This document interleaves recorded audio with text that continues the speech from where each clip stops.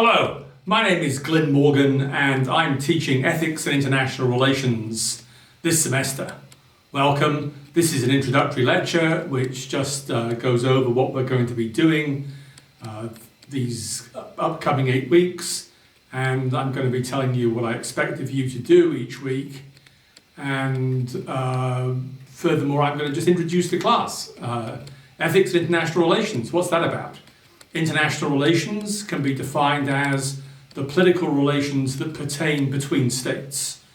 We commonly make a distinction between domestic politics, the politics that takes place within a state, and international politics, the politics that takes place between states. We're looking at it from an ethical point of view, which is to say we're looking at it from the perspective of the rights and wrongs of action between states. And as citizens, it is our task to make judgments about whether our state behaves in an ethically justified fashion.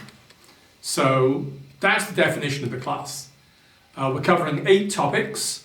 We're beginning with a discussion of the authority of the state. Why is the state any different from a mafia? And we're going to be looking at a puzzle that I call the James Bond puzzle.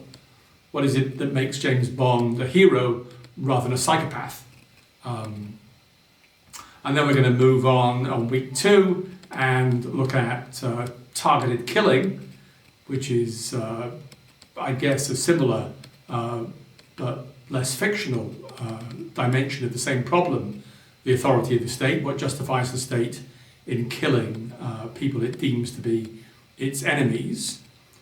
Weeks 3 and weeks 4, we're going to be taking up the question of realism. Simply stated, the realist argues that morality doesn't apply between states, and states should just simply pursue their own national interest, their own relative power over others, and international politics, unlike domestic politics, is a realm where morality and perhaps even law doesn't apply. So in week 3, we're going to be looking at the Greek thinker Thucydides, who's often referred to as the founding father of realism. And then in week 4, we're going to be looking at Hobbes and Immanuel Kant. Immanuel Kant being a critic of realism and a representative of the other team, as it were. I mean, there are 2 teams, I would say, in international relations.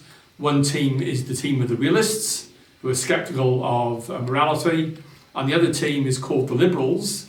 And Immanuel Kant is, in some respects, the captain of the liberal team, who thinks that international relations isn't that different from domestic relations, domestic politics, and morality and law apply both internationally and domestically.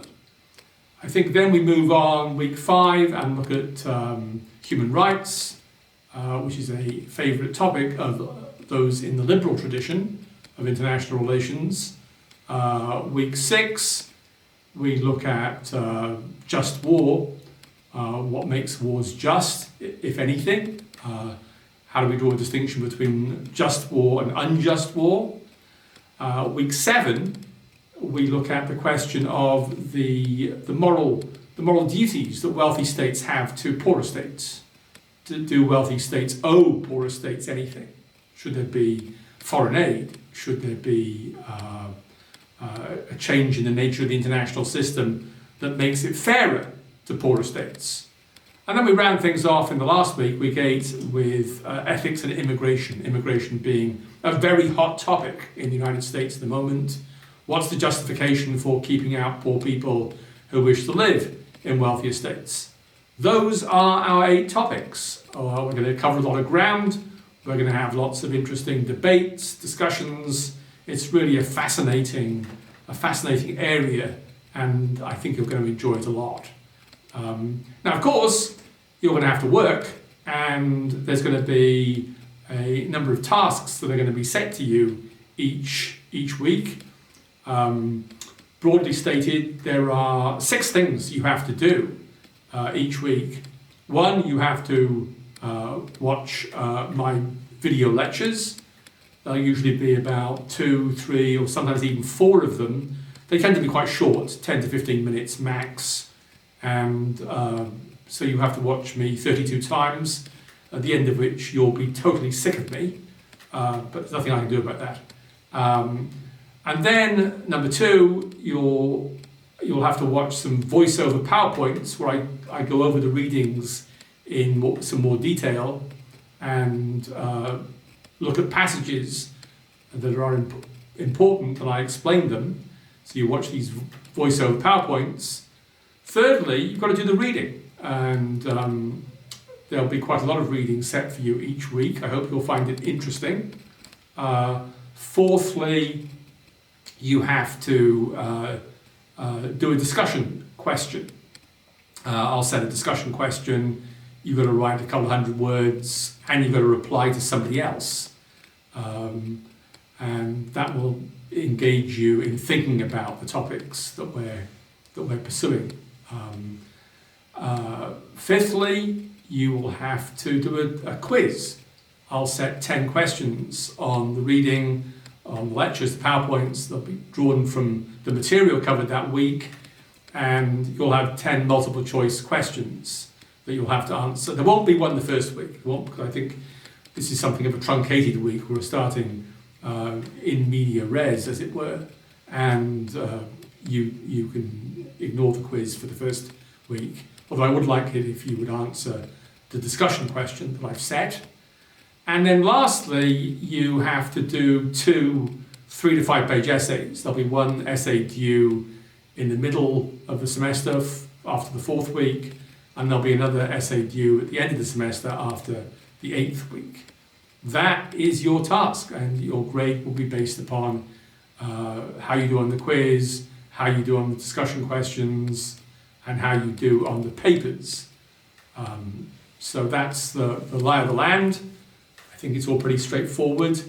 You don't need to buy any books. All the reading is available via clickable links, either directly from the syllabus or perhaps more easily, you just go into the coursework, and each week you'll find the lectures and the PowerPoints and the readings all there for you.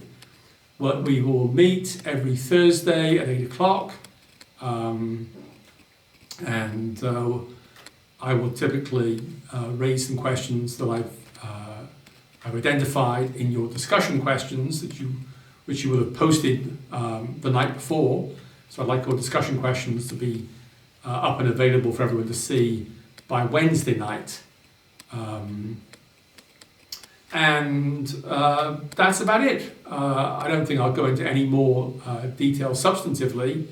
I think I'll let you just have at it at the reading and watch my video lectures, think about James Bond, and I think that there's one lecture I talk a little bit about the nature of ethics, which could get quite complicated, but just listen to that lecture so you have some sense of what the ethical point of view is.